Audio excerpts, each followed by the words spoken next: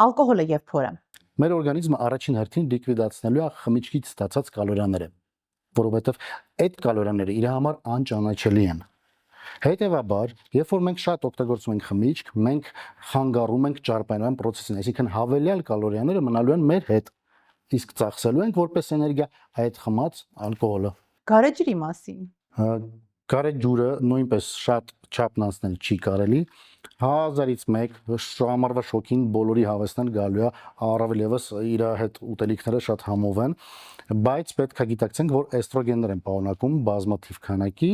հետեւաբար պետք է կրճատել իր օգտագործումը, առավել եւս տղամարդկանց։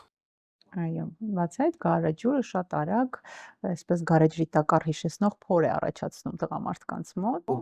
Դե դա առաջացնում է ինքը դրոժի հաշվին, խմորիչ հայերեն,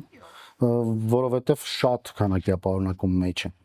Հիմա ոչ մեկ չի նստելու ու գարին թթվեցնի ամիսներով, տարիներով, այդ process-ը արագ է կատարվում, հետեւաբար շատ է պարունակում խմորիչներ։ Ալկոհոլը խանգարում է մարզումների արդյունավետությանը։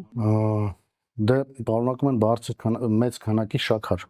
հետեւաբար ինսուլինի հետ էլի խնդիրներ կարանք ունենանք, պլյուս սիրտանոթային համակարգի ինքը ինչքան արագ լայնացնում է անոթները, այդքան արագ ու ավելի շատ կրճատում է։ Մենակ կոնյակն է, որ որոշակի չափով կարա անոթները պահի։ Դրա համար լսած կլինեք, որ ճնշումով մարդկանց կոնյակը բժիշկները թույլ են տալի, բայց օրինակ չեն ասի, չէ, ասենք գնա ջին խմի։ Մի տեսակ բժիշկները տես բան չեն ասում։